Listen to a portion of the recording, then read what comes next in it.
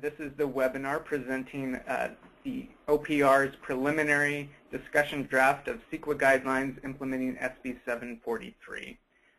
This webinar is being recorded and it will be posted on OPR's website for future viewing.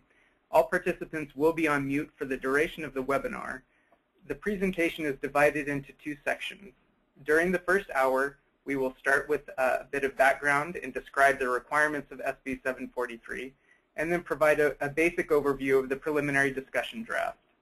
During the second hour, we'll be focused on more detailed technical considerations. We've set aside time for questions and answers in both sections. During both the first and second half of the webinar, we'll present slides for about 40-45 minutes, at least during the first portion, and then pause for questions. Questions can be submitted to the question box on the GoToWebinar control panel.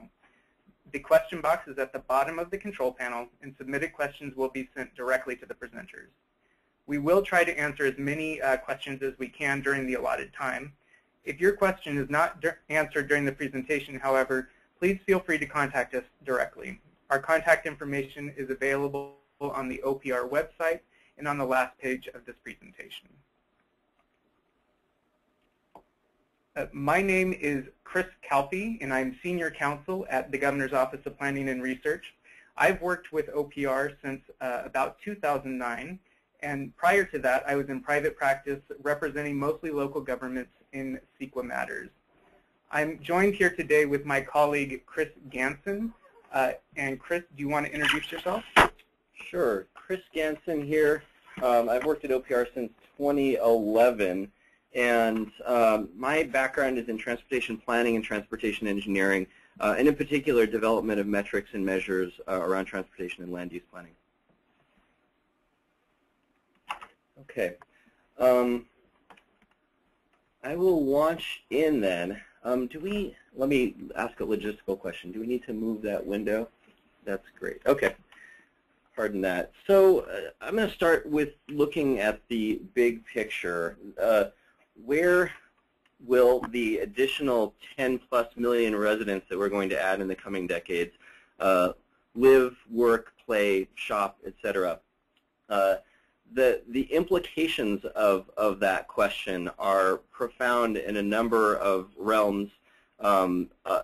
For environmental factors, you can think about greenhouse gas emissions, air quality, other air quality emissions, energy use, water use. Think about livability, how vibrant our cities are, how much agricultural or sensitive habitat we preserve to produce our food and areas to go and recreate and maintain biodiversity. So the implications are great of how we do our future planning. And I think it's worth reflecting for a moment on how we have done our planning in recent decades, or rather where where our additional residents over recent decades have landed. We've grown mostly out rather than up, and this, despite intentions to do the opposite, despite our understanding that growing with more infill development benefits so many factors and so many of the important indicators that we care about as a state. On screen now is the cover of an urban strategy for California, which is a 1978 publication by then Governor Brown. This stated the general goal to protect natural resources and improve quality of life by directing growth into existing cities and suburbs, as opposed to appending onto the outside of them as much. And that policy goal was set forth again in 1978, and yet has been impeded by a number of factors. And one of those, a prominent one of those, we're here to talk about today, and is being addressed by SB 743. So I'm going to start off with a graphical illustration, and we're going to look at LOS applied in CEQA to an infill development, and then contrast with that with LOS applied to an outlying development. So in infill development loads relatively little vehicle travel onto the roadway network. Infill development is located centrally, so trips tend to be shorter. It also tends to be more easily served by transit or active modes, bike or ped. So less vehicle travel is loaded onto the network by infill development, and yet it tends to trigger a number of LOS impacts under CEQA. And the reason for this is that infill is built in areas with existing development. By definition, infill is built around other development, and that other development is already generating traffic, so it's built in areas where there's already traffic. So the roadway network near infill has already been filled towards the thresholds that are set for LOS before the infill gets there. The infill tends to arrive and push despite its smaller amount of vehicle travel loaded onto the network, push LOS over the threshold. An example here of a greenfield development. So an outlying development loads quite a bit more vehicle travel onto the roadway network. 3 to 4 times the traffic loaded onto the network of an infill development is common. And yet, an LOS analysis shows relatively few impacts. Now, why is that if it generates so much more vehicle travel? Well, the answer is that greenfield, an outlying development, is by definition built where there isn't much other development already. So the vehicle travel from that development fills the roads up, starts to fill the roads up towards those thresholds, but the later developments that might come in would often be the development that would trigger those thresholds, the later potential infill development. Now, that's not to say that the outlying development doesn't have impacts on transportation, doesn't have impacts, for example, on congestion. It's just that all that vehicle travel, by the time it gets to already congested areas that are near the thresholds, it's dispersed enough that none of the actual intersections tend to be triggered, or few of the intersections or roadway segments tend to be triggered. One way to put this is that this is regional congestion by 1,000 cuts. So I'm going to move on to a list of issues that stakeholders have been raising with OPR, and this is over the past several years, issues that stakeholders have raised with using automobile level of service standards, LOS, in the CEQA context.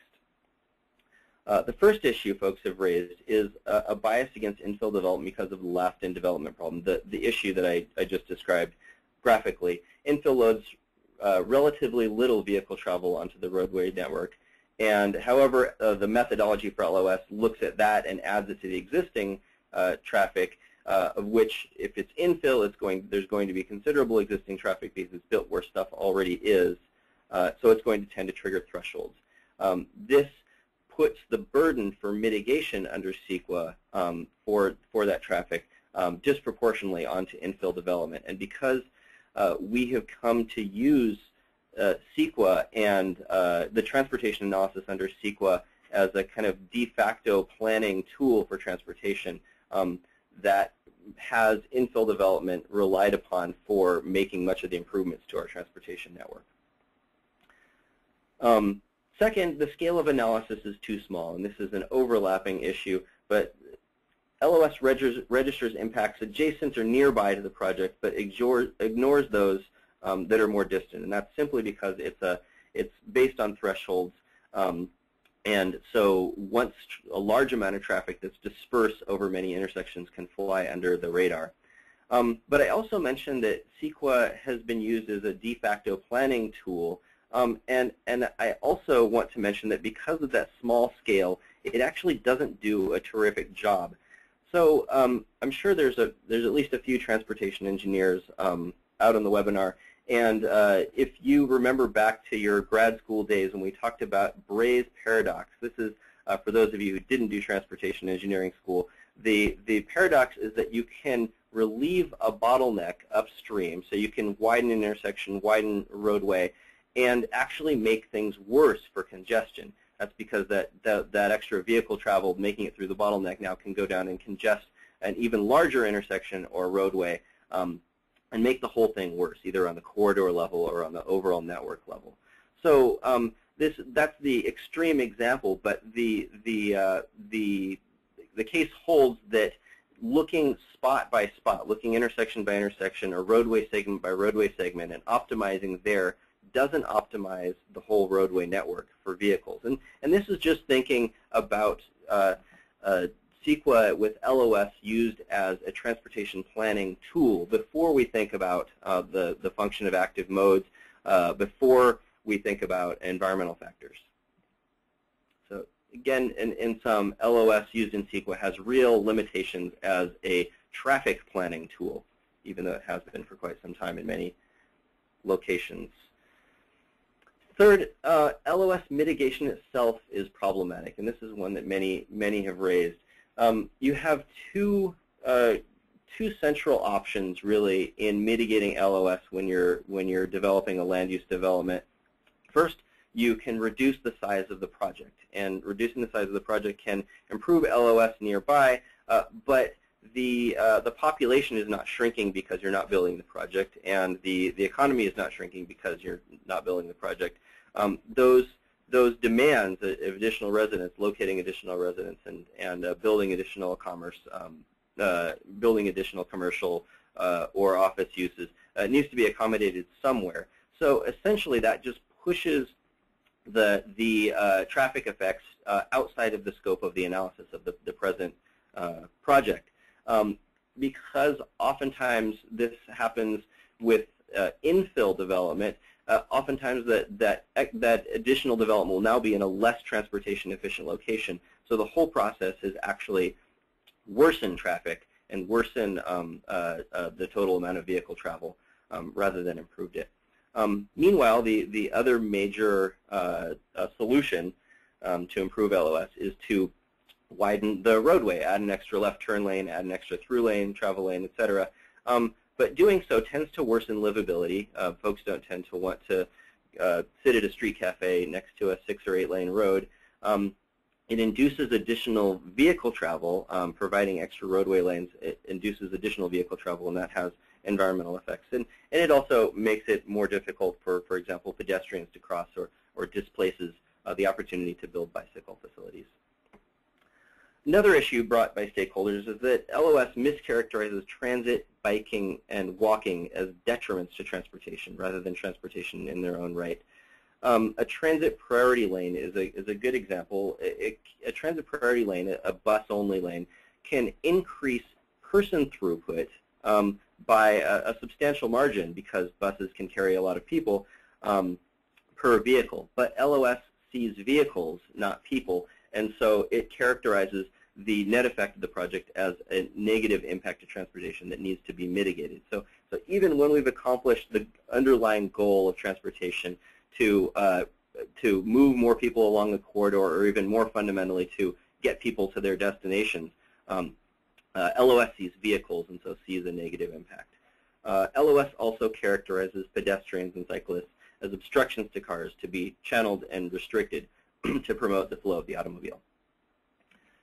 A fifth issue, LOS has a well-developed methodology, but it's actually not that precise a metric. And this has arisen as we have begun to talk about using vehicle miles traveled, and there have been concerns, is vehicle miles traveled, do we know how to model that? Can we model it accurately? And we can talk a little bit more about that later. There's a number of models that we've specified in our draft. We'll talk a little bit more about that.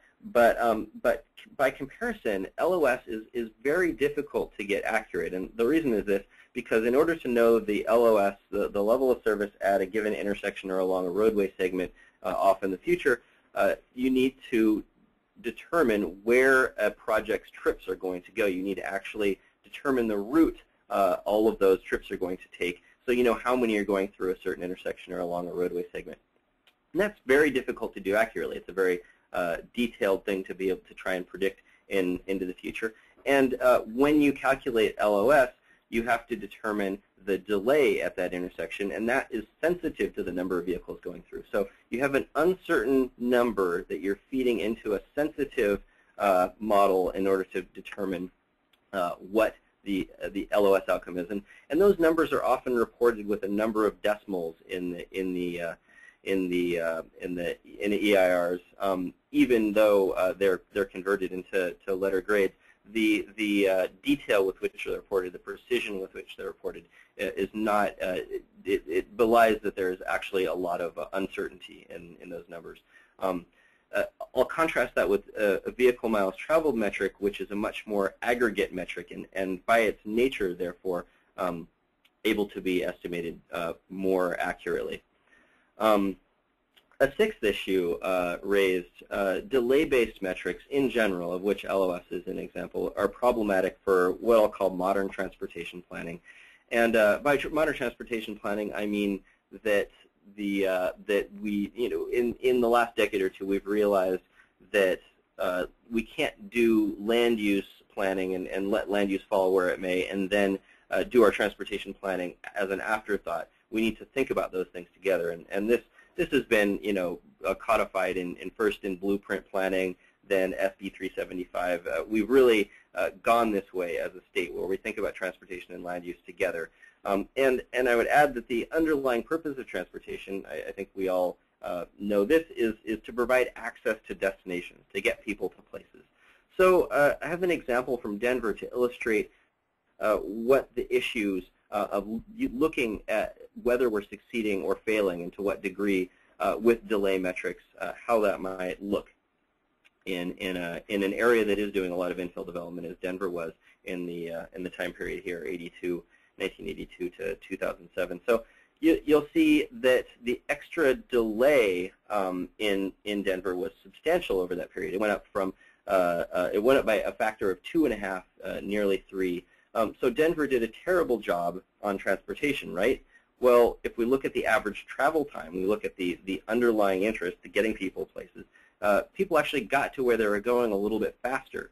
So what was happening? Well, Denver was adding extra destinations into its urban fabric, and though there was more delay because there was more traffic, people were able to shorten their travel distances and therefore able to get where they wanted to go faster. If we as a state that's operating under SB 375 and that's seeking to do infill development for an array of reasons, if we rate ourselves on delay metrics, we will look bad even when we're accomplishing our transportation objectives of getting people to places more easily and quickly. And that's aside from environmental factors, et cetera. I'll bring forth one more stakeholder issue, and that's that LOS pushes us to build roads that we can't afford to maintain.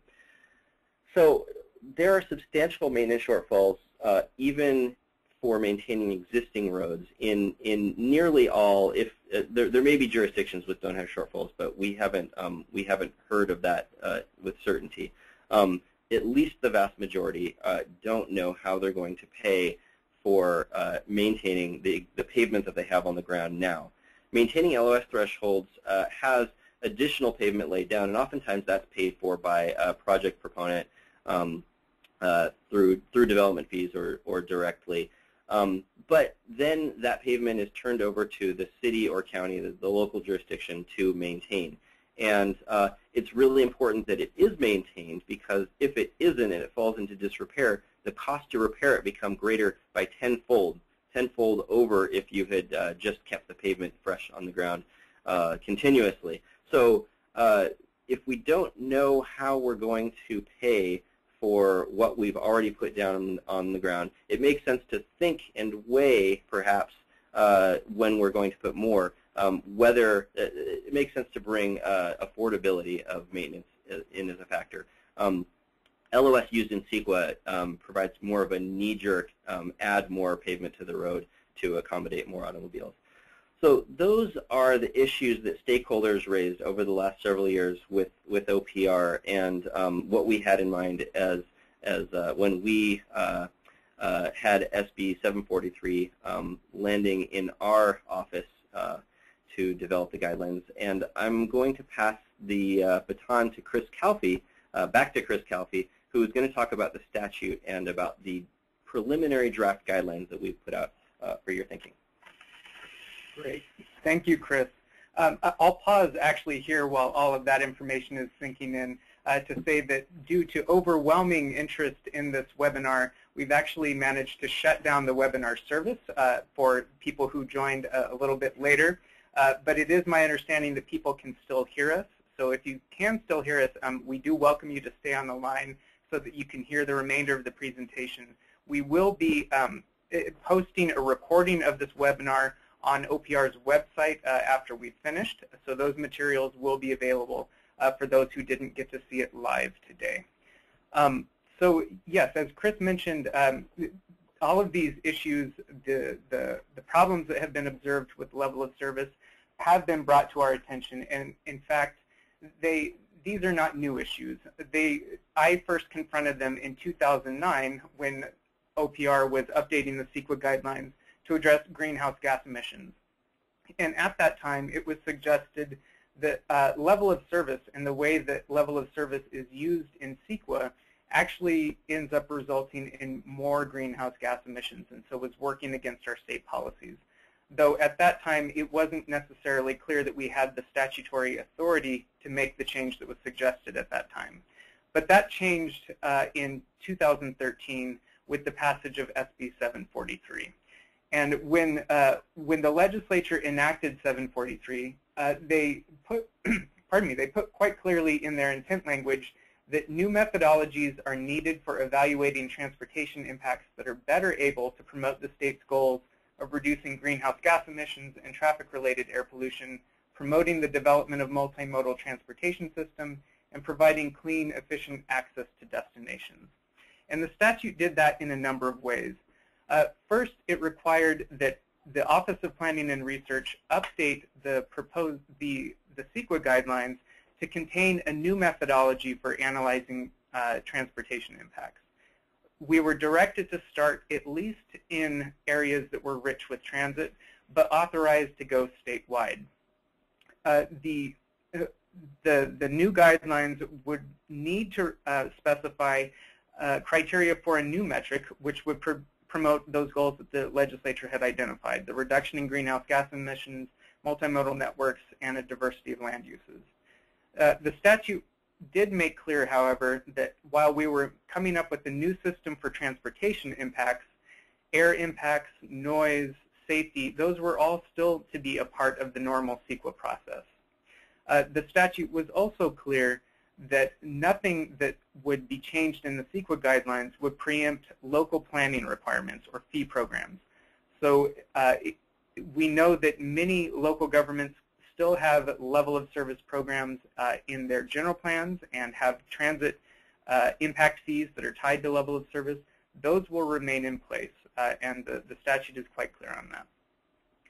One other thing that the statute did was give OPR an extraordinarily tight timeline to operate under. It required that we come up with a first draft of these changes by this summer. That's quite a change from prior prior times that the OPR was required to change the CEQA guidelines. The last time we were given about 2 years to come up with the change, but this was a slightly tighter time frame. I want to remind folks who maybe aren't familiar with the CEQA guidelines that it's really relevant that the change that we're talking about is happening in the CEQA guidelines. The CEQA guidelines are administrative regulations. They're intended to guide public agencies on their implementation of CEQA. They're in fact binding on all public agencies in California. The guidelines are first adopted, or excuse me, they're first developed by the Office of Planning and Research, but then we submit a draft of those proposed changes to the Natural Resources Agency, which then takes the guidelines through a formal administrative rulemaking process. Because they're subject to the APA, the Administrative Procedures Act, the guidelines must be consistent with the black letter of the statute. We can't add any new requirements that don't exist in the statute, and we can't take away any requirements that are currently existing in the statute. For those that are interested, I do recommend taking a look at a court case that's cited in these materials. It's CDE versus Resources Agency. For those on the phone, it's 103 Calap 4th 98. And that case involved a challenge to the CEQA guidelines that were adopted in the late 1990s. And it gives a very good overview of administrative law and the possibilities and limitations of working in the CEQA guidelines. Another document that you might want to take a look at is on the Office of Administrative Law's website. That's the guide on how to participate in the rulemaking process. While here at OPR, what we're doing is pre-regulatory. This isn't the formal rulemaking process. It will give you a preview of what's to come. So before launching into what's in the proposed guidelines themselves, I want to say a few words about what our process was to develop that first preliminary draft. We immediately after 743 was signed, we started meeting with groups of experts across the state. And those experts include transportation engineers, transportation planners, local government representatives, metropolitan planning organizations, EIR consultants, legal experts, and others. And the purpose of meeting with folks was to try to identify what possible alternatives to level of service might be worth exploring. The statute 743 gave us a couple of suggestions, but we wanted to learn from experts as to what other possibilities are out there. We also asked this group to help inform what our objectives, what OPR's objectives should be in sorting through what those different alternatives might be. And the objectives that we came up with included, we wanted the proposed guidelines to be consistent with the state's other planning priorities. And those include addressing climate change and promoting infill development. We're also looking for a new metric that would provide the greatest general environmental benefit, as well as improved health and fiscal outcomes. We also were really looking for a metric that was simple, or relatively simple, and relatively easy to apply. And finally, we do care for the reasons that Chris mentioned about access to destinations. The different possible alternatives that we looked at include several. I mentioned that the SB 743 specified several possible alternatives. Those included vehicle miles traveled and automobile trips generated, but we also evaluated multimodal level of service, fuel use, vehicle hours traveled, and also a presumption of less than significant impacts based on location. We drafted up what we called a preliminary evaluation of the different alternatives and asked for public review of that preliminary evaluation. This was published in December of 2013. Following, we asked for public comment, and having reviewed all of the comments, we developed this preliminary discussion draft. Having reviewed all of the comments that we received, we narrowed in on vehicle miles traveled as the primary alternative. And we did that for a number of reasons. First, it's easier to model than level of service. There are actually dozens of existing models out there that can be used to estimate VMT. And also, and this is really important, vehicle miles traveled is already being used to calculate greenhouse gas emissions and energy impacts as part of the CEQA process. It's also a key feature of planning under SB 375 and the development of sustainable community strategies.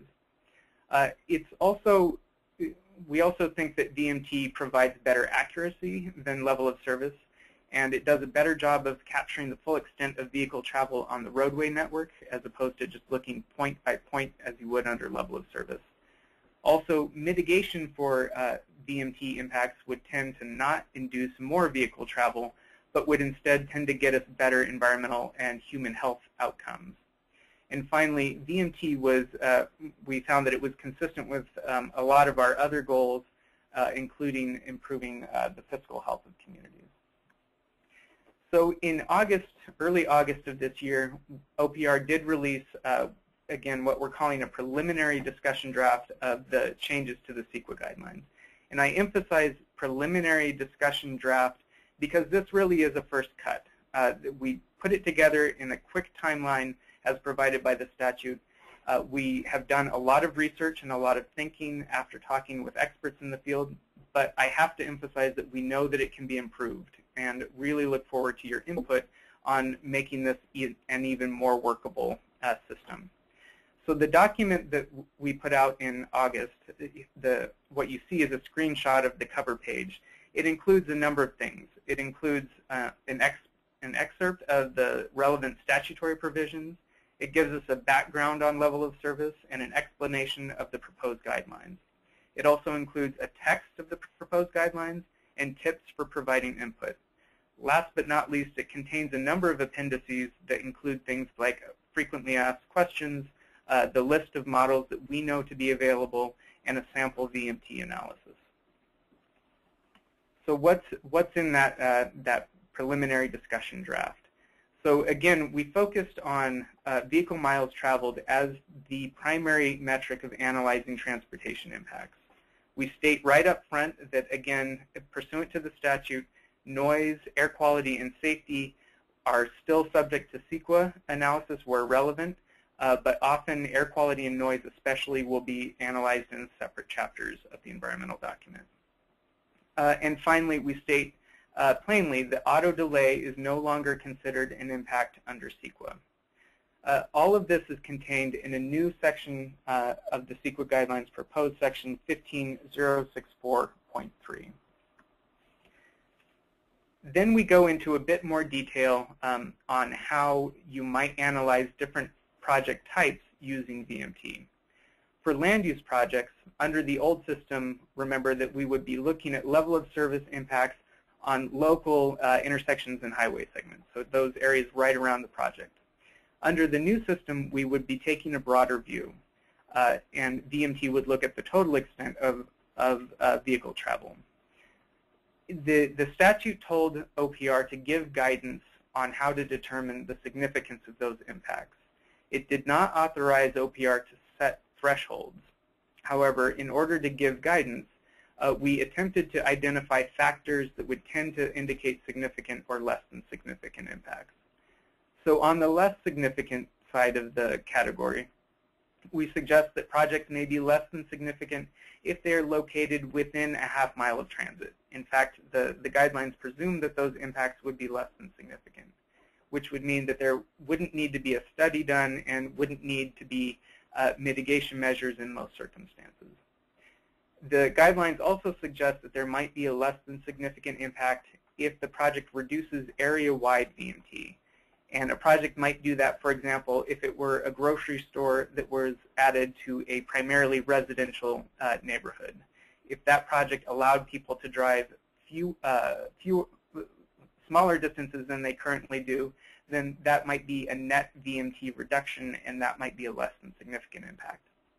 On the other hand, a project might have a significant impact if it would exceed the regional average for its project type. In other words, if it's a residential project, if its regional VMT per capita exceeds, if the VMT per capita exceeds the regional average, that might be considered a significant impact. And by regional average, we're referring to the Metropolitan Planning Organization region. Here in Sacramento, that would be SACOG. In the Bay Area, that would be MTC and ABAG, et cetera. So moving on to transportation projects. For transit and active transportation projects, again, under the existing system, we would look at how those projects might affect vehicle travel. And sometimes those projects tend to trip level of service impacts. This became a big issue for the city of San Francisco in trying to implement its bike plan, for example. Under the proposed guidelines, however, transit and active transportation projects would be presumed to have a less than significant VMT impact. So that should ease that process. For roadway expansion projects, again, you would be looking at what does the project do to ease auto traffic transportation times. Also under the existing analysis, you should be looking at whether the project induces additional VMT as part of analyzing the greenhouse gas emissions impacts of that project.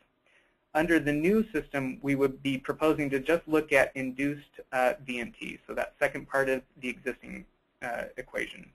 So asking in particular whether new general purpose lanes in congested areas might encourage more people to drive.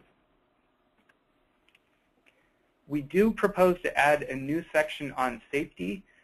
Safety is currently an issue in a lot of CEQA documents, and what we hoped we could accomplish in this preliminary discussion draft is to put some reasonable bounds on what that analysis should look like. And so we attempted to identify some objective factors related to design that might give rise to a safety impact. So for example, if a project would increase the potential for exposure of cyclists and pedestrians to vehicular conflicts by removing crosswalks, for example, or increasing crossing distances, that might be something that may indicate a safety impact. Other examples include queuing that extends onto the freeway main line as people are waiting to exit at an off-ramp, or increased speed differentials between different lanes. So we're suggesting speed differentials of greater than 15 miles an hour. Other potential safety concerns are projects that would tend to increase motor vehicle speeds or increase the distance between bike and ped crossings. We know, again, that this is a first cut, and we expect to get a lot of input on whether these are the right safety measures or whether these could be better described. Next, the proposed guidelines include a subdivision on methodology, and this is a real innovation in the CEQA guidelines. The intent here is to recognize that lead agencies have a lot of discretion in choosing their type of methodology, and we want to give lead agencies a lot of support in choosing the right methodology for the project or the project location. So the new section does a couple of things. First, it says that this whole analysis is subject to a rule of reason. That means that you need to do a good faith effort to analyze projects' overall VMT impacts, but that we're not necessarily asking you to trace every last mile of every potential project occupant.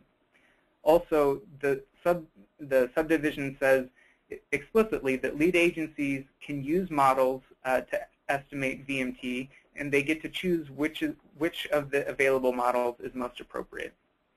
Most importantly, this subdivision recognizes that lead agencies can use their professional judgment in revising the inputs and the outputs of the models based, again, on project circumstances, as long as those revised estimates are explained on the record. Again, the whole purpose of this subdivision is to recognize lead agency discretion and to hopefully provide a buffer against potential challenges based on methodology. The proposed guidelines suggest a number of examples of mitigation measures and alternatives. We're proposing to put those examples into existing Appendix F, which addresses energy impacts. I have to reiterate that these are examples only. The proposal recognizes lead agencies have full discretion to pick the most appropriate mitigation measures for the project. The proposal also makes clear that cities and counties still have the discretion to apply their general plan and zoning codes, including level of service requirements, as they see fit. The examples of mitigation measures that we identified in this proposal are drawn from a document that was prepared by the California Air Pollution Control Officers Association that was intended to provide a guide on how to reduce greenhouse gas emissions. All of the measures that they included in their guide have been peer-reviewed and they're quantifiable. So those are the examples of mitigation measures that we drew from. But again, these are only examples of mitigation measures. Finally, with regard to mitigation, the proposal recognizes that lead agencies have the discretion to continue to implement previously adopted mitigation measures for level of service impacts if they want to. They also have the discretion to alter those mitigation measures if it's appropriate. Finally, on applicability, we're proposing, because this is a switch, this is a pretty big switch in how we analyze transportation impacts, we're proposing that we phase in the approach. First, the guidelines and the rules that we describe here would only apply prospectively, so only to projects that have not already begun their environmental review process. once the guidelines are adopted, we're proposing that they apply immediately within areas that are rich in transit. Outside of those areas, agencies can opt in to the new rules if they want to, and if they make clear in their own CEQA procedures that those are the rules they intend to apply. But after a certain period of time, then the rules should apply statewide. We put as a placeholder January 1st, 2016, but we know that that time period is likely to move given how long the rulemaking process is likely to take. So let me say a few words about providing input. When we published the preliminary discussion draft in August of this year, we set approximately a 60-day review period. But I have to say, just as is evidenced on this webinar, there has been overwhelming interest in the proposal. And we've been talking to a lot of different groups, the Association of Environmental Professionals, the Association of the American Planning Association, and others. And have, as a result of those conversations, we've decided to extend the comment period and are now asking that comments be submitted by November 21st. Please do send your comments to the email address that's designated. It's ceqa.guidelines@ceres, that's ceres.ca.gov. You're welcome to comment on any part of the proposal, but as I mentioned, there are a few areas where we know there will be a lot of discussion, and would really appreciate your input on things like what might be the appropriate recommendation for a threshold. We started out with regional average, but we know others have some good ideas as well, so please submit those. We know that safety is something that needs to be further refined, and also give us your thoughts on whether the timing that we've set out is appropriate. But again, you're not limited to those topics. Please submit on any area you see fit. When you do submit your comments, it would help us if you support your comments with both the legal rationale that would allow us to implement your suggestion and the factual evidence that would support it. In terms of next steps, we've asked for all comments by November 21st. Once we collect all the comments, we need to review them and see what changes, if any, would be necessary. If we do substantially change the proposal, we will send it out for additional public review. Once we get it into a place where we feel comfortable, then we'll submit it to the Natural Resources Agency to take through the formal rulemaking process, and that will also include public review, public hearing, comment periods, etc. So at that point, that concludes the basic portion of our proposal. At this point, we might pause and ask if there are any questions. Okay, so one question is, didn't Senate Bill 743 state that establishing metrics outside of transit priority areas is optional and may include traffic LOS? This is Chris Ganson speaking. So yes, SB 743 required our office, OPR, to develop replacement metrics for LOS in transit priority areas, and left us to investigate whether LOS made more sense or whether another metric made more sense in the rest of the state. And we've actually done quite a bit of looking around, of talking to experts on this topic, and there's been a good amount of interest raised that there's a lot of local jurisdictions that have used LOS for a long time, and it's a familiar metric. But when we've gotten to the question of, is there a location or a project type for which LOS is a metric that better achieves the environmental objectives in the statute, we haven't found a place or a project type where that's the case. And in particular, the particular environmental objectives the statute calls out are greenhouse gas emissions reduction, promotion of multimodal networks, and promotion of mixed-use development. So we haven't found a place or a project type which accomplishes those objectives, or the broad array of objectives under CEQA, environment and public health, where LOS does a better job than vehicle miles traveled. One further note I would make on that is, again, we're only making this change to the CEQA guidelines, so we'd only be taking level of service out for CEQA analysis purposes. we know that a lot of cities and counties have level of service requirements in their general plans and zoning codes, and we expect that they'll probably continue to apply those. We anticipate that the planning that happens for level of service as part of the planning process, that will happen likely at the same time as the CEQA process, but it just won't be part of the environmental document. And triggering level of service thresholds wouldn't necessarily require doing a new EIR or mitigation under CEQA. Local governments still have the ability to condition projects to be consistent with their plans, but for CEQA purposes, level of service would be taken out. Another question, is there a possibility that multimodal level of service could be selected as the main metric for CEQA analysis, or has this been eliminated altogether? So Chris Ganson speaking again.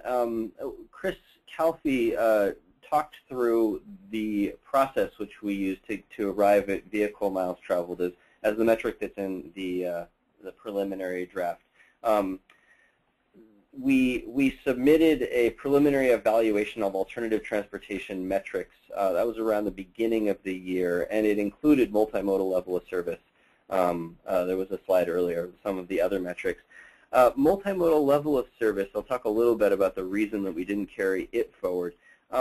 The short answer is that it carries a lot of the issues, the problems that automobile level of service causes in CEQA. And first off, it includes automobile level of service, and then has a similar factor calculated for other modes. So there's a level of service methodology for transit, for bicycles, and for pedestrians. Now, the methodology tends to look at crowding as an issue. It kind of mimics automobile level of service in that way. So that is a first issue, that the current methodologies, well, first are in a good amount of flux. There's a good amount of published literature on kind of problems, quirks, and ways in which the multimodal LOS produces counterintuitive results. But the fact that those metrics tend to be based on crowding has the same problem of assigning infill development the responsibility for transportation impact. So if an infill development is built near a transit line, now it has first the old-fashioned automobile level of service impacts. Then it also has transit impacts for adding additional passengers to transit and crowding platforms, crowding vehicles. Similarly with sidewalks and bikeways. So it was for that reason that we feel while multimodal level of service is a very useful metric in some circumstances, it doesn't actually describe environmental impact very well. All right. For local agencies using LOS in their general plans, do they now have to do analysis using both LOS and VMT? So I think the short answer is yes. And before getting too far into that, let me say that is the case today. Under CEQA and under general plans, a traffic analysis is required to be done. There's also a requirement under CEQA to analyze greenhouse gas emissions, and that requires, for most project types, that you analyze the project's VMT. So those are both currently happening under CEQA today. For those jurisdictions that have level of service requirements in their general plans, they can decide at what level and what project types level of service analyses should be done. Some may set a cap of 50 units or more, or 50 trips or more. Others may go higher, but that's up to the lead agency to decide what type of traffic analysis to require for their planning requirements. What will change under this proposal is that under today's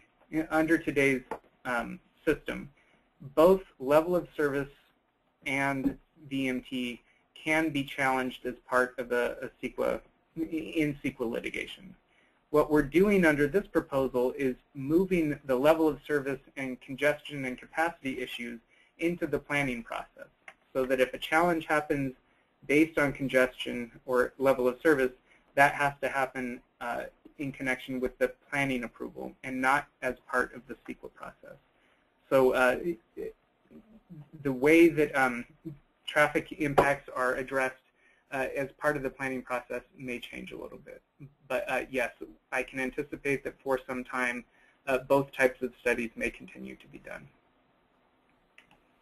Okay, a related topic. If the general plan LOS criteria are not met by a proposed project, doesn't that potentially trigger a significant impact in terms of inconsistency with local plans and policies? That's a good question, and one that we've been hearing a lot. There are two related responses to that. The first is that under planning law, if you have a project that is not consistent with your general plan, it can't be approved. All projects need to be consistent with the general plan.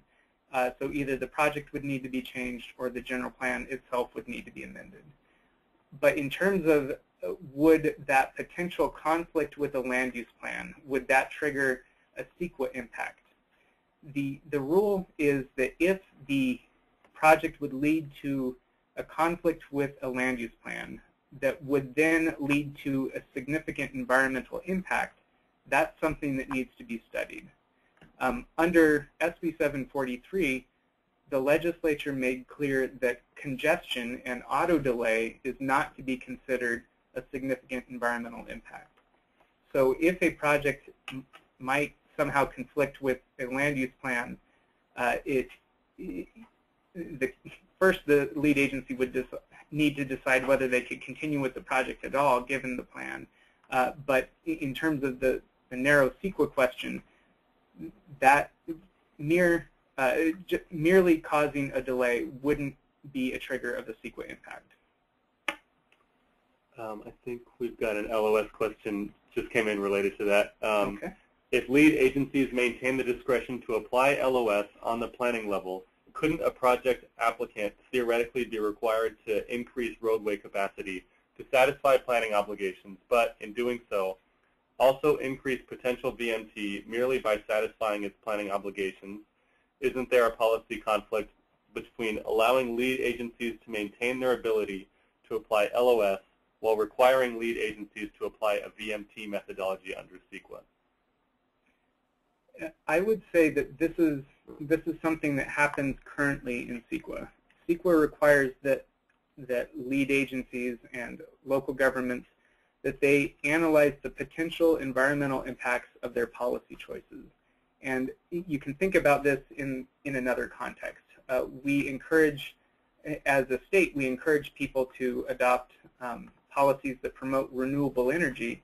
But even though you get an environmental good out of that, there may be other impacts that should be addressed, like impacts to biological resources or aesthetics.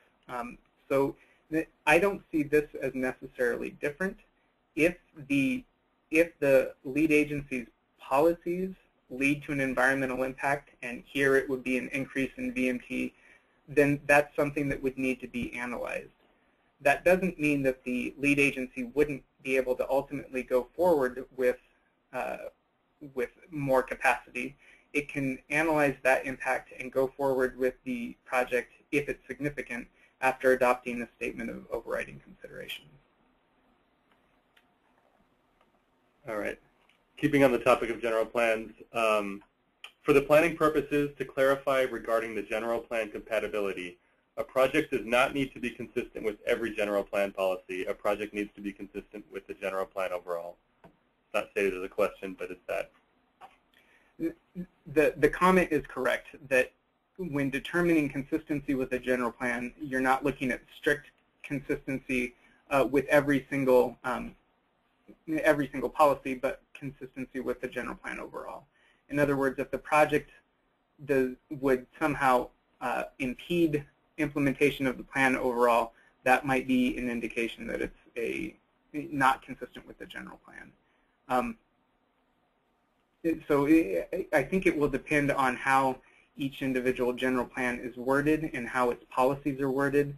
If there is a flat prohibition on exceeding level of service C at any intersection in the city, then that might be, that's written in mandatory language, and that might be something that would trigger a conflict. However, a lot of general plans use a little bit broader language, so allow the city or county to have an out for areas that are already experiencing congestion or downtown areas, et cetera. I think at this point we probably want to take a break for a few minutes before we move on to the next more technical discussion. So we're going to break for 5 minutes and return at 2:03 on my clock. So we'll be back soon.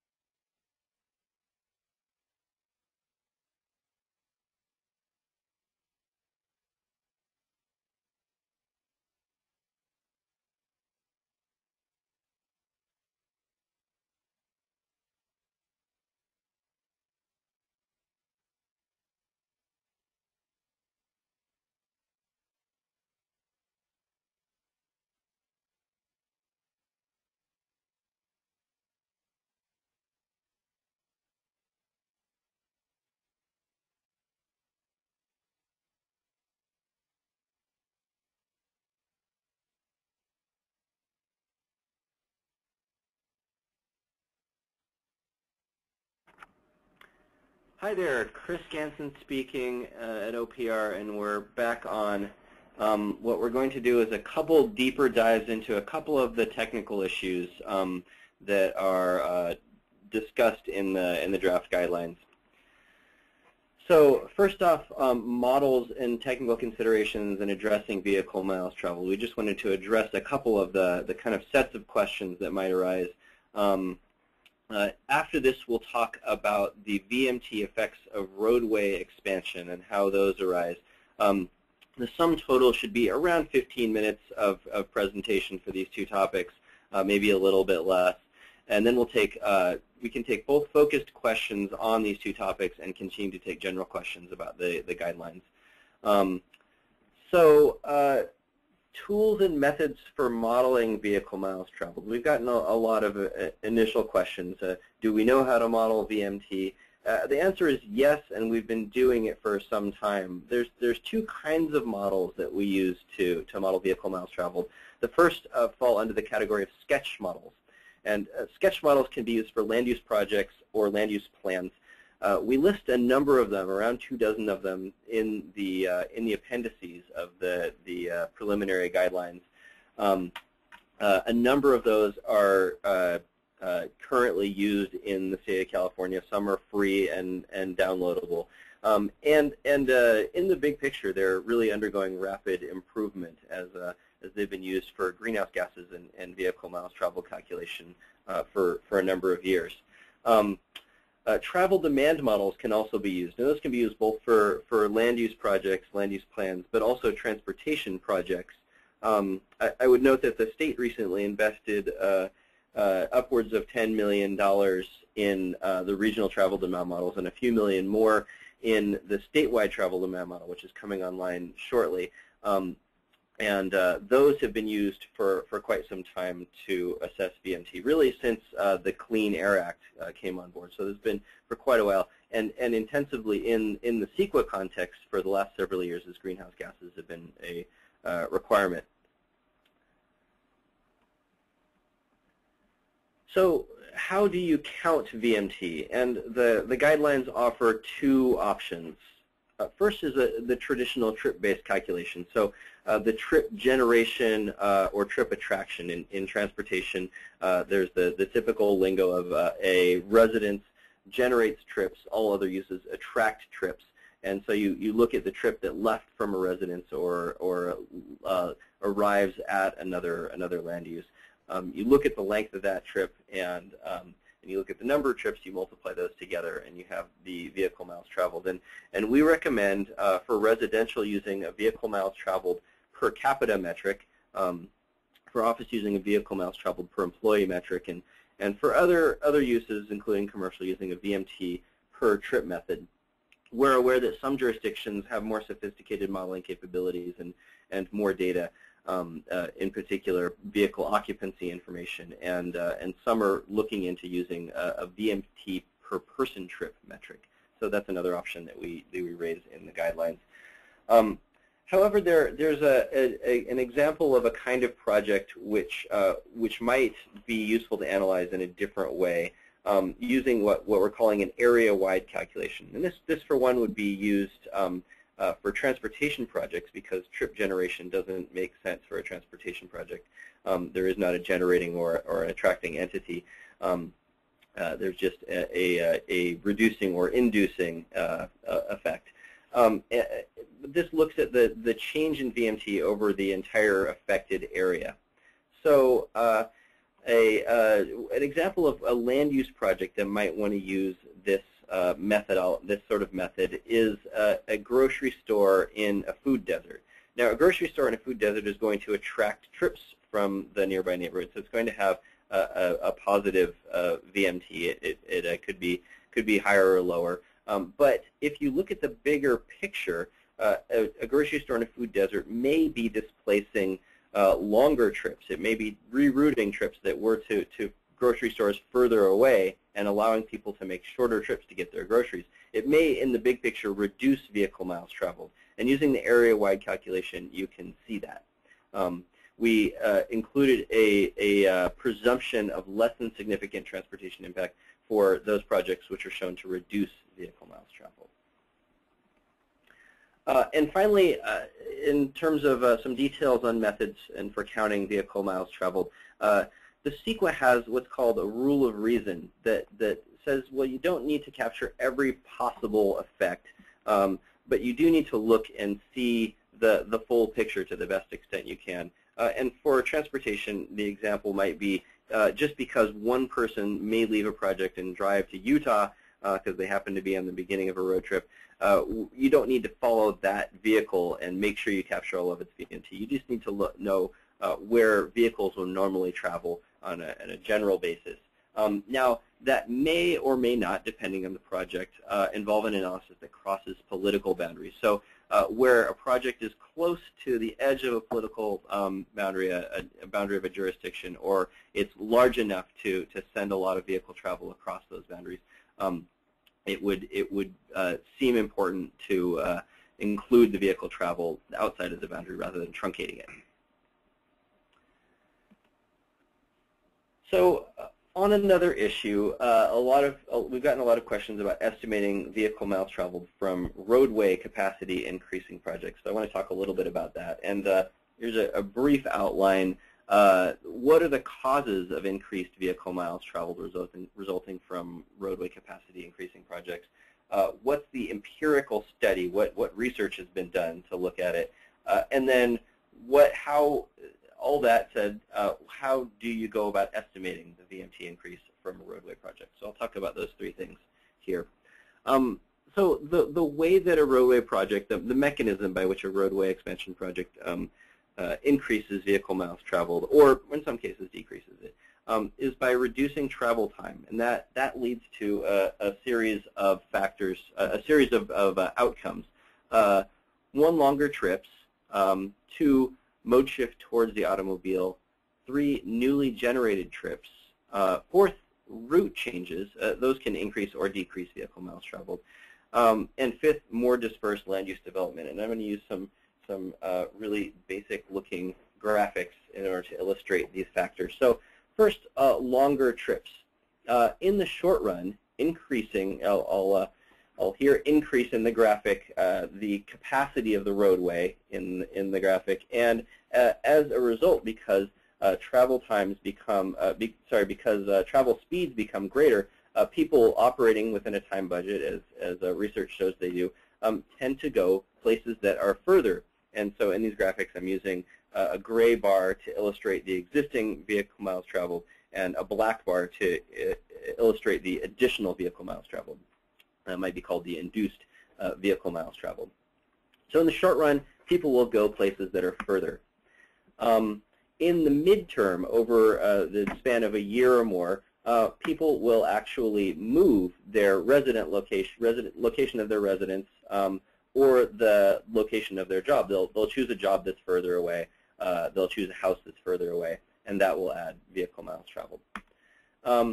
Mode shift also occurs in the near run, and that simply is some folks will, seeing the shorter travel times, move from taking transit, for example, or biking or walking, because driving has now become easier. They'll hop in their car and drive.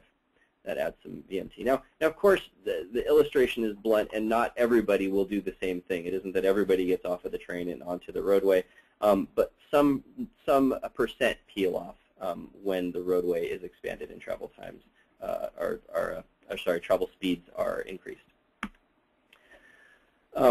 Newly generated trips. So in highly congested areas, for example, people who might be teleworking, working on the internet from home, may decide that now it's quick. They could drive to their office, and they'll do that on more days of the week rather than telecommuting. And that can happen for a number of uses. I just used an office use and a commute for illustration. Again, that typically happens only in pretty highly congested regions. For example, probably the Bay Area or Los Angeles Skag region.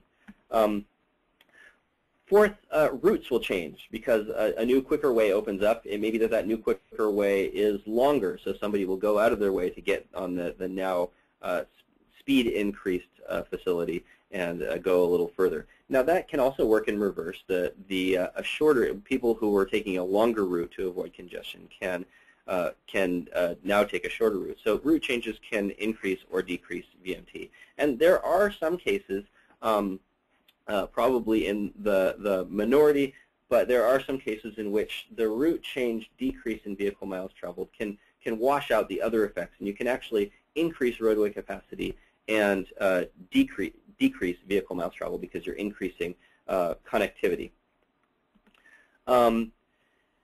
Fifth, and this factor operates in the long run, adding roadway capacity will make land use more dispersed.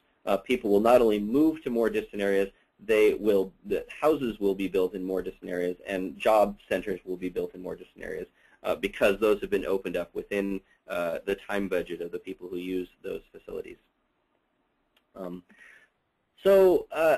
Those are the basic factors. They align fully with what we would expect with kind of basic microeconomic supply and demand. You make it quicker, people will take that time and go further. None of those factors are unexpected. They're all kind of intuitive, and they're used in all the transportation models that we have, or I'll put a finer point on that. Most of those are embedded in our transportation models, but they come from very straightforward policies. But when researchers have come to take a more broad look, what actually happens? Do we see that those effects, in fact, occur? And we're fortunate that there are upwards of 30 plus studies on induced vehicle travel that we've seen anyways. And those show that, yes, in fact, these induced travel effects do happen. Now, we can look at the body of literature and say, well, is there consensus? And it depends on how you define consensus. But I think there's a study or two that don't show induced travel, and the other of the 30 or so, 30 plus, do show it. So we have kind of a similar, percent, a similar settling of the question, you might say, to climate change. We have a few studies saying that no, it's not, nothing's going to happen, and the vast majority of them saying that yes, it does happen. So then the question is, well, what is the magnitude of the increase? And again, put in economic terms, the studies see long-run elasticities of 0.6 to 1.0, and what that means to those of us who haven't spent a lot of time in microeconomics classes is that if you add 10%, for example, to the roadway capacity of an area, of a region, you add 10% the lane miles, you get 6% to 10% more the vehicle miles traveled. This is summarized in a recent Air Resources Board assessment. There's a policy brief, and I've supplied the link here. It's on their SB 375 page and in a list of policy briefs that they have there. There's both a policy brief actually and a background technical document. But they comb through a lot of this literature, and it's a pretty accessible portrayal of the literature. There's also other literature reviews and of course the papers themselves for those who want to get deeper into the research. I would just note here that the VMT effects don't just happen on the project site. That you can actually get effects where the vehicle miles traveled increases more than the roadway increases, and that's been shown in the reverse. For example, I'll illustrate with an example I heard recently. Some Bay Bridge closure studies were done during when the Bay Bridge was being replaced, and the closures in one case for several days that happened, and they found an elasticity of 3 for how much VMT was reduced from those. And I know this is a special case, but it's just to illustrate that a project, a roadway increase, or in that case decrease, can have effects well beyond the project itself on travel patterns, and can leverage travel patterns in a wider geography. Here's a graph Fair and Peers developed showing a number of the studies. It's a little bit dated. It doesn't have the most recent study, but you can see that the bulk of them fall in the 0.6 to 1.0 elasticity range. The most recent study, a pretty substantial piece by Duranton and Turner, showed an elasticity of just over 1.0.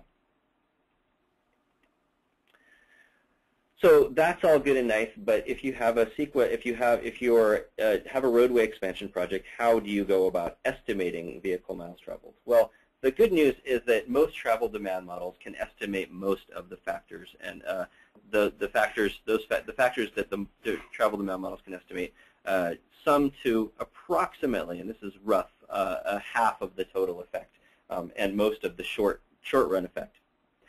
So a travel demand model will be able to see that the trip lengths increase. It'll be able to see that there's a mode shift towards the automobile, assuming it's nearly all models, if not all in the state of California that MPOs run, now have mode choice models, and assuming they do, then it'll show that mode shift towards the automobile. Some models capture newly generated trips, not all of them. So that's worth looking to see whether the model that you're running captures that and whether that's expected to be a factor in the project. And all models tend to capture route changes. The model will pick the quickest way for folks to make their way to their destination, so it sees when there's a new, quicker way. However, travel demand models can't see the resulting land use changes, the resulting more far-flung and outlying development that causes also further increases in vehicle miles traveled, because land use for those models is an input. So it's important to account for that outside of the travel demand model, and I'll talk briefly about that now. And this, again, is mentioned in, I believe it's Appendix E of the guidelines. So we discuss a few options for estimating land use changes. The first is to employ a land use model. And we realize that in many areas, maybe most areas, those models are not ready for use yet.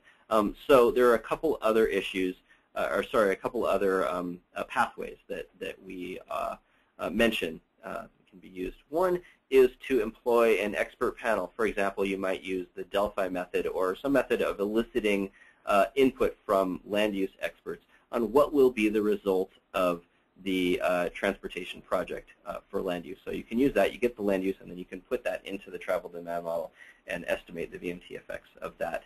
Another way to go about this is to examine the gap between the modeled induced vehicle travel and what the studies say. And if you get a much lower number than the range that's typical in the studies, you can explain or adjust your results to align. So with that, we'll stop. We offer some more time for either questions about the deeper technical issues I just discussed or general questions about the guidelines. I'll pause for a minute while we pull up questions.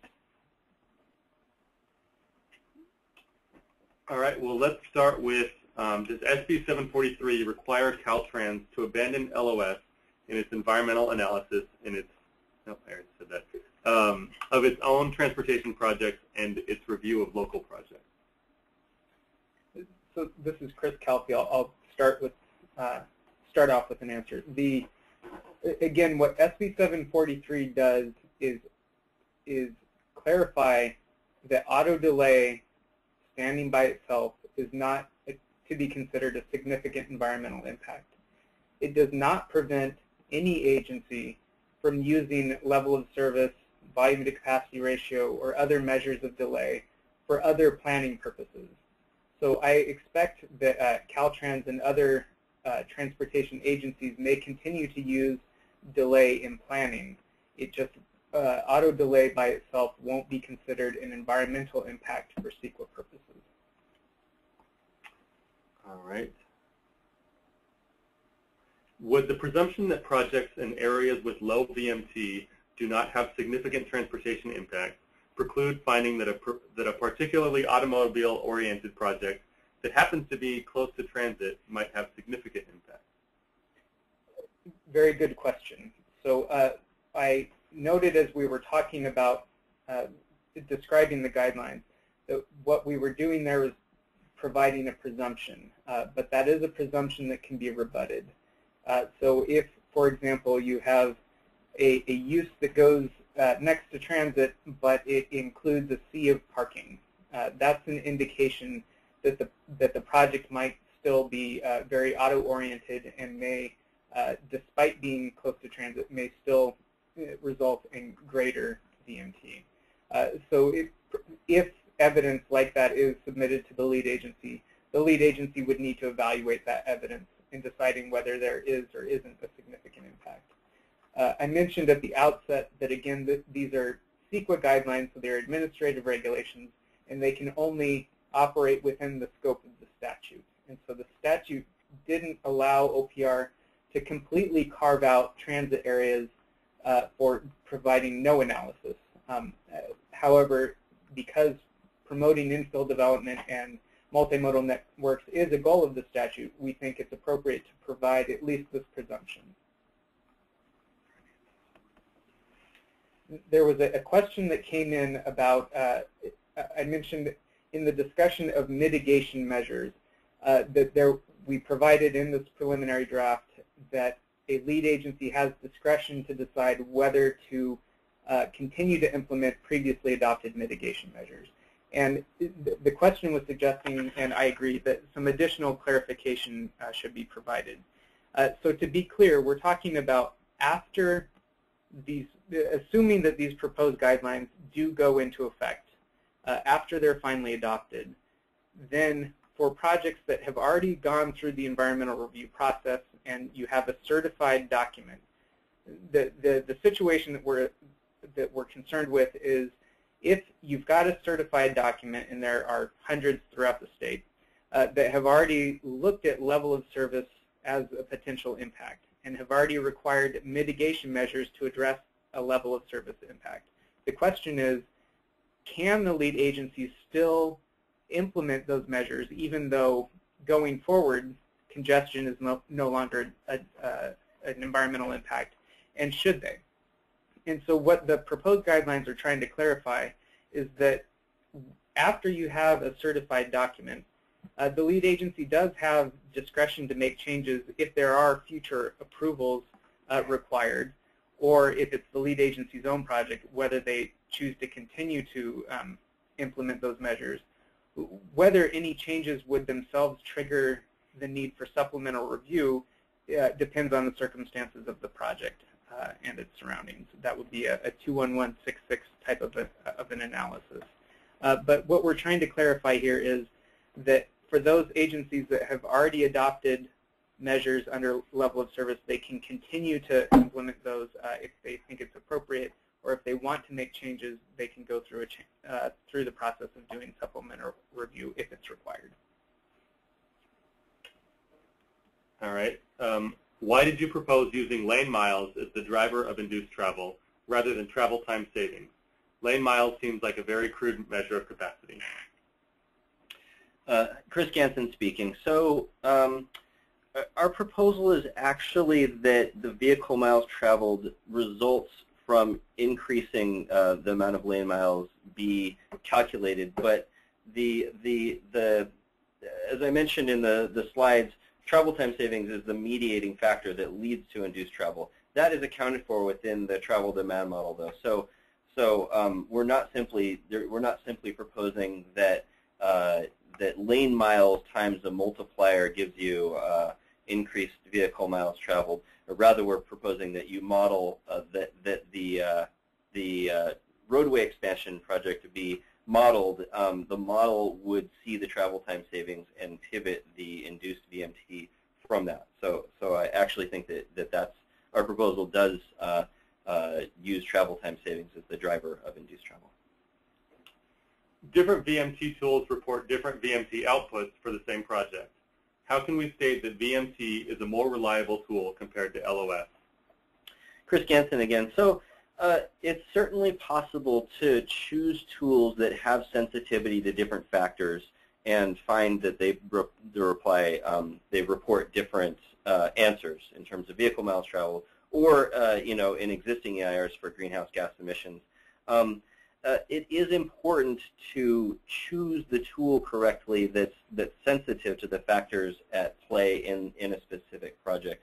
And the guidelines provide for lead agencies, give lead agencies a substantial amount of discretion in choosing those tools. Lead agencies are the ones to choose the tools. And we've had some folks come to us and say, well, we should have standardized tools that everybody uses. And I heard one professional say recently that standardization is the enemy of accuracy. And that just means that if we all use the same tool, it'll be great in some circumstances, and it'll miss a big part of the picture in other circumstances. So it is really important to choose a VMT modeling tool that's sensitive to the issues at play in a particular project. And I would add on to that to say that what we've attempted to do, and we hope that people will weigh in and let us know if they've got suggestions on how to do this better. But what we've attempted to do is provide that flexibility to lead agencies so that they can pick the right model for the right project type. And at the same time as providing them the flexibility, is the proposed guidelines also provide them the cover to say that it's perfectly appropriate to exercise your discretion, and the only requirement is that you explain if you make any variations in the assumptions that go into the model or make any changes to the output of the model, that you explain what you're doing on the record. The CAPCOA guidelines seem to provide relatively few VMT mitigation measures for transportation projects that improve operations but may expand capacity, like a highway interchange improvement project.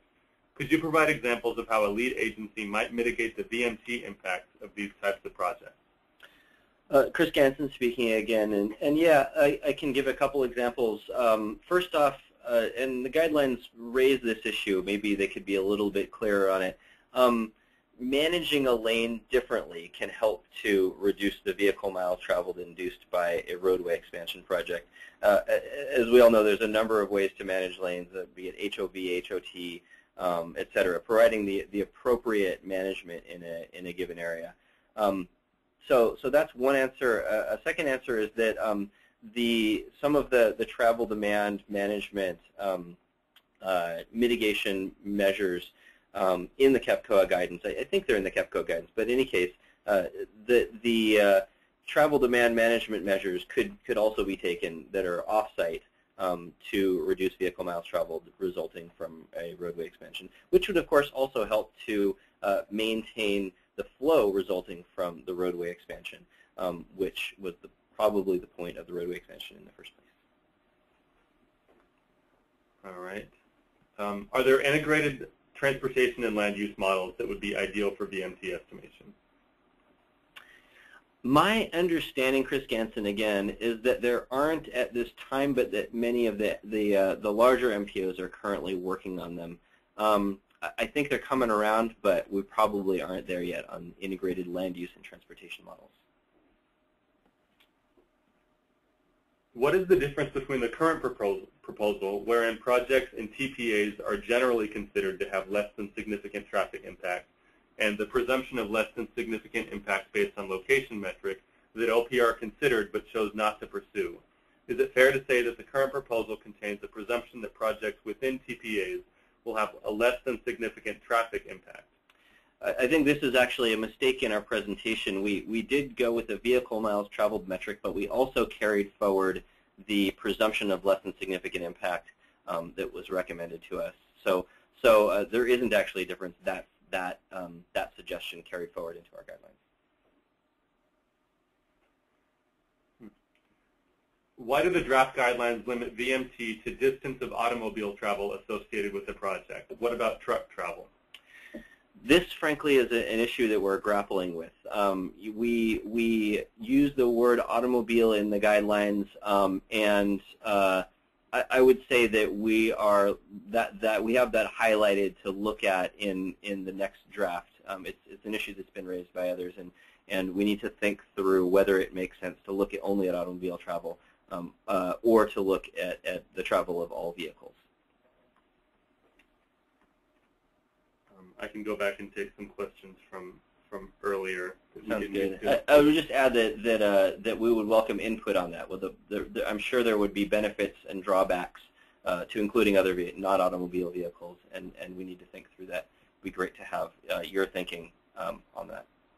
And by the way, while we're pulling up the rest of the questions, I have to say these have all been excellent questions, and I really appreciate the time and thought that people have put into reviewing the materials and sending us these tough questions. As you can see, there's still a lot for us to think through. So we really value your input.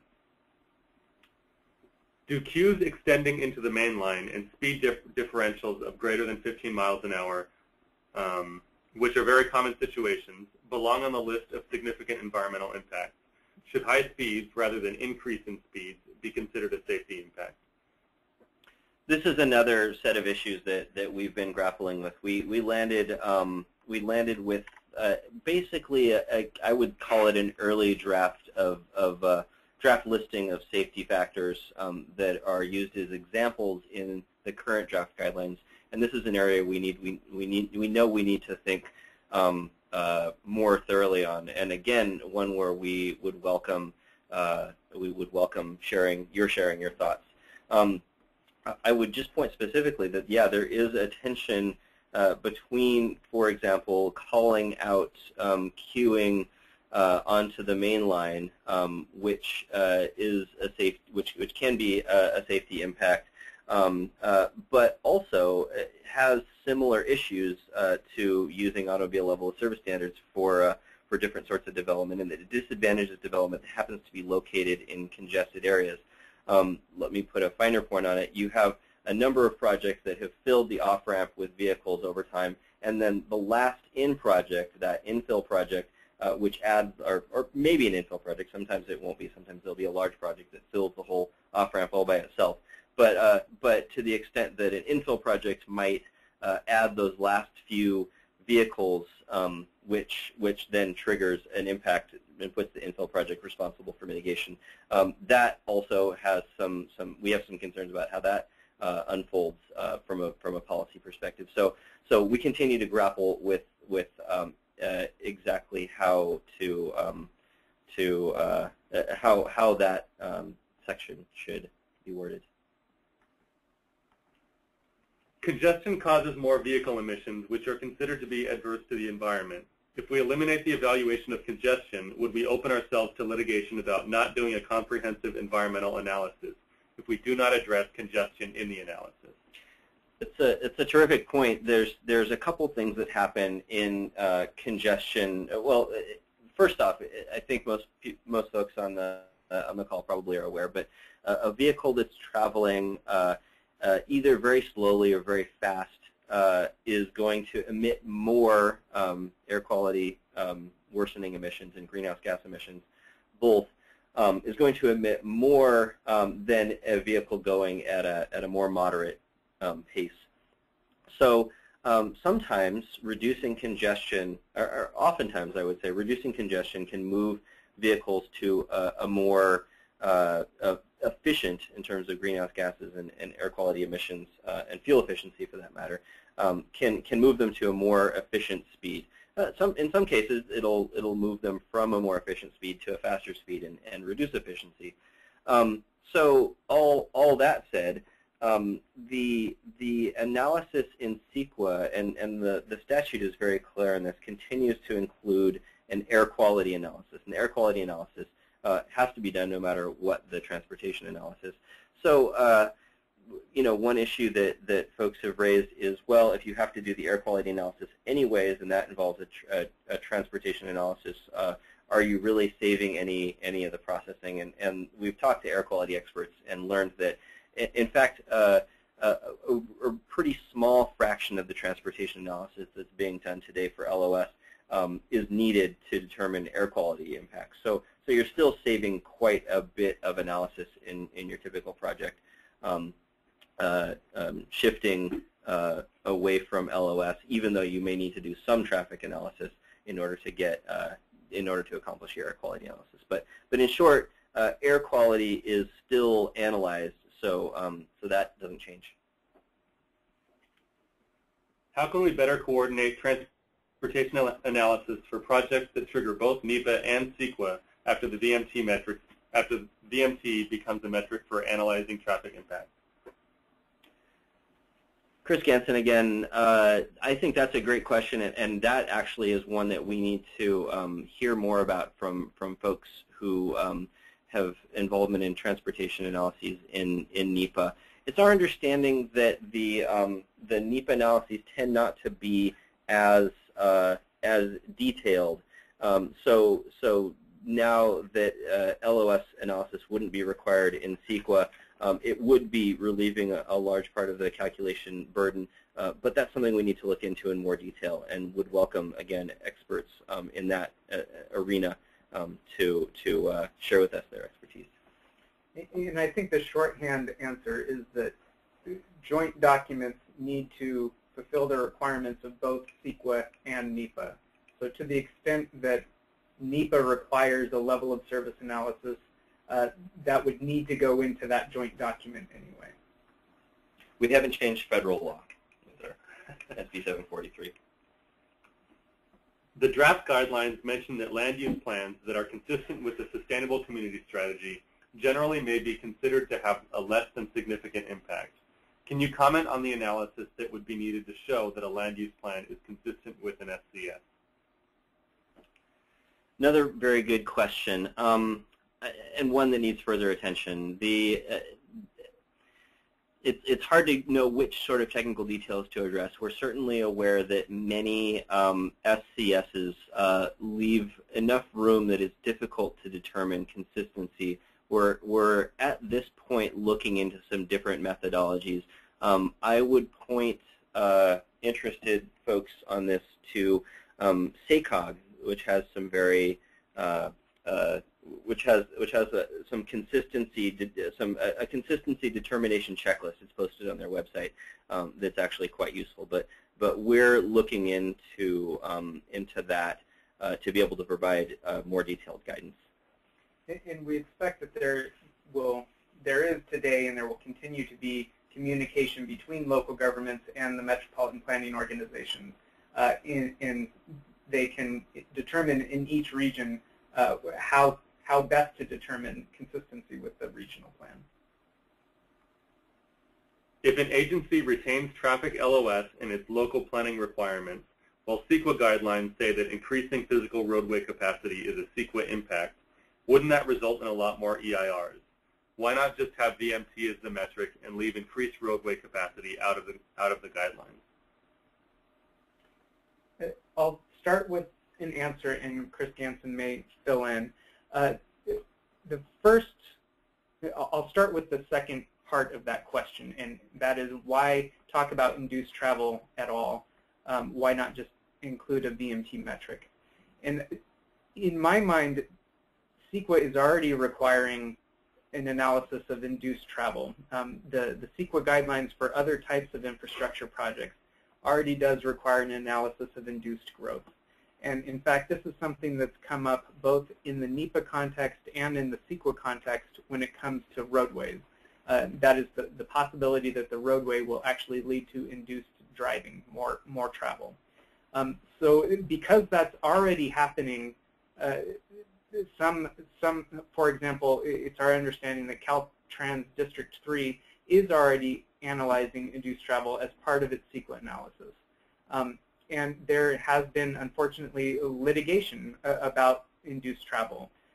So we think it's probably better for everyone if we can put some, if we can standardize a bit the analysis of induced travel in CEQA so that we put everyone on notice as to what may be required. And then as to the first part of the question, what if a local general plan requires roadway capacity increasing projects and that may lead to a VMT impact? Again, CEQA already requires local governments to consider the potential environmental impacts of their policies. And if the policies do lead to environmental impacts, those need to be studied and mitigated if feasible. So I don't see this as necessarily being any different.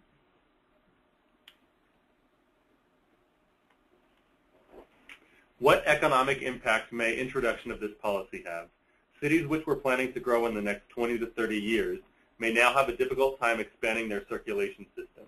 This, in turn, may impact their economic growth. Well, Chris Ganson speaking. I'll start off with the fiscal issue that we raised in our slides. So we have built in much of the state a state system and a local roadway system, which at the state level and in most local jurisdictions is a real burden to maintain. So the burden of maintaining that has its own economic effects. But I would also add that reducing vehicle miles traveled is a means of reducing congestion. It's instead of increasing the supply of roadways, which has an array of environmental, human health, and fiscal issues that we've touched upon today. Reducing vehicle miles traveled helps all those factors and reduces the amount of traffic on the roads. I would also add that of course, we're a growing state. There will need to be roadway capacity added in some locations, to the extent that the total travel due to population growth goes up. Now, we may find that it doesn't. The recent indications are that VMT is continuing to go down, to my understanding, or holding at least flat in our state, and so we need to look. We may need to rethink some of our long-term plans that we, out of inertia, might want to continue with roadway expansion, and examine whether those are continue to be helpful. But reducing all the factors which all the measures which go to reduce vehicle miles traveled, a lot of them help make neighborhoods more vibrant, help people get to businesses, and really forward commerce. If I can add on to that just briefly, the question is really getting to a local government's policy choices. And I want to say that, at least for me, this issue came to me from a local government that was saying, we want to do more to build bike lanes and pedestrian networks. And we found that in doing that, CEQA is pushing those types of improvements out of the way. That level of service is mandating that there be a certain roadway network for automobiles. And so, at least as it was presented to me, and I think it's still the case, that at least as level of service has been used in CEQA, that has been limiting local government's policy choices. With regard to the question of, well, couldn't this possibly then limit a government's desire to continually increase its capacity? I still don't think that this would limit government's possibility to do that. Just like, again, with any other policy choice, if there are adverse environmental impacts that come from it, those impacts need to be studied. But at the end of the day, a local government can find that the benefits that come from capacity enhancements outweigh the adverse environmental impacts, and it can adopt a statement of overriding considerations. And one of the factors that can support a statement of overriding considerations is economic benefit. So we think that, again, that what this proposal does is preserve, at least in our mind, a maximum amount of local control over its own circulation system. Is there an online resource available that shows all applicable models and analytical tools that are appropriate for VMT estimation and analysis? So we provide a list of them. I don't know if there's one that could be an online resource that could be considered exhaustive, but there are some reviews. And in addition to ours, I'm forgetting where it's located. I'll see if I can find that, and we can find a way to share it with you. But there are a large number and growing number of these tools for use.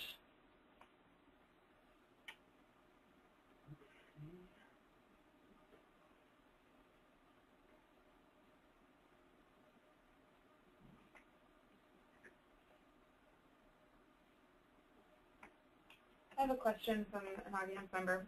If safety is already addressed elsewhere, why does it need to be addressed again here under transportation impacts? So the existing CEQA guidelines do mention safety in a couple of places in the transportation section. It's my understanding that that hasn't necessarily provided complete clarity for all local governments addressing this issue. Also, questions were raised during our initial process if we no longer look at intersection delay, how does that mean that you're just not looking at local impacts at all? And in my mind, the relevant local impact is safety. So that's why we wanted to first address the issues that people have already been raising about safety, but put it into a more objective list of factors as opposed to subjective fears, and also address the factor that was explicitly addressed in SB 743. But we've said it before, and I'll say it again. We know that this is an area that has some rough edges to it, and we definitely appreciate not only your thinking on the specific wording that we've put out in draft form, but if you have a suggestion on a better way to approach the issue as a whole, definitely feel free to submit that to us. Have you given any thought to confining induced automobile travel to just short-term travel effects, leaving out home site and job site choice to avoid having a project that adds a travel lane trigger to a broad regional land use study? I think I read that wrong. To avoid having a project that adds a travel lane trigger, triggering a broad regional land use study. Right. Okay. So I'm imagining this emanates from some concern over the land use portion of an induced travel study. I don't think, and Chris Calfee will correct me if I'm wrong, that CEQA allows us to look at part of the impact and not the whole thing. That said, I would point out that there are some existing environmental documents and some under development that include induced travel studies, which include as a portion of them a study of induced land use. And so it may seem as though this is a big deal and a challenge. None of the methodologies we've outlined is a big. It's not. The methodologies are not enormously challenging to implement. For example, the one of just comparing your the amount of induced travel your modeling shows to the study, a quantitative comparison. It doesn't require a whole lot of bandwidth to do that. And one thing I would just add to that is we're suggesting this study of induced travel for a pretty limited subset of projects, and that is adding new general purpose lanes in congested areas. But not every transportation project would fall within that category. So things like HOV lanes, HOT lanes, ramp metering, and other operational improvements, those are all things that we would tend to consider as a less than significant growth-inducing impact. For areas without a fee program, what will the nexus be to require traffic infrastructure improvements if the VMT analysis shows there is a less than significant impact? If there isn't in a community that does not already have a traffic impact fee program, the question is, can you require ad hoc transportation improvements based on a VMT analysis, particularly if the VMT analysis shows you have a less than significant impact? Under CEQA, you can only require mitigation if there is a significant impact. So if the lead agency finds the VMT impact to be less than significant, then it wouldn't be requiring mitigation. If it is a significant impact, then the mitigation that's required would have to be tied to measures that would tend to reduce VMT. And so that could include things like better connecting existing roadway networks to shorten the distances that people have to travel, or making improvements in alternative forms of transportation like transit, bike, and ped, or TDM-type measures, which a lot of local governments already have a lot of experience with. Sort of related question. With LOS, the mitigation measures imposed are not always about lane widening, but sometimes include signalization or other improvements. It is through the significant impact determination that the city can impose the cost on developers. If there is no longer an impact given the change from LOS to VMT, how will the city impose that on the developer? That's a really good question, and the answer in my mind is this, that CEQA by itself does not grant any public agency any additional authority to require mitigation. The authority to mitigate has to be tied to an existing authority to extract mitigation. And with the case of most cities and counties, that's tied to the police power.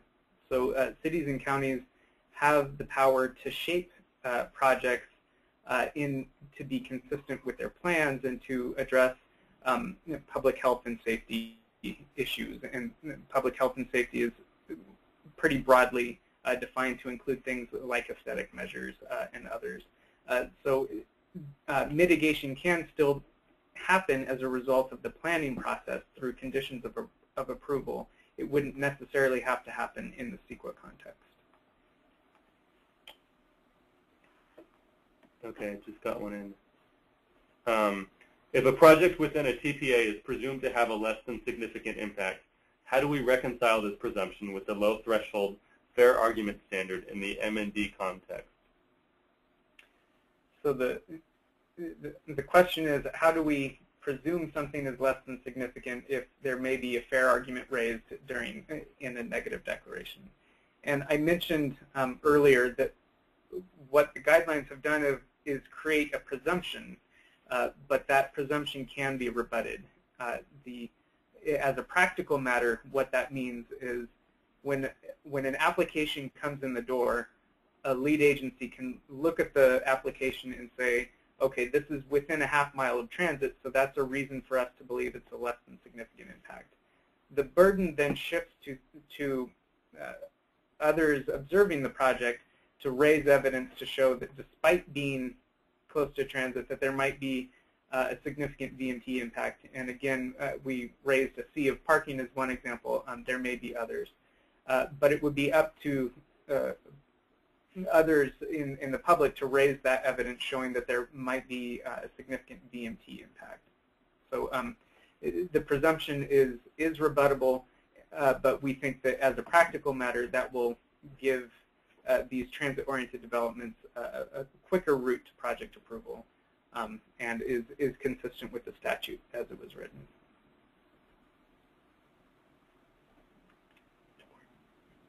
Okay.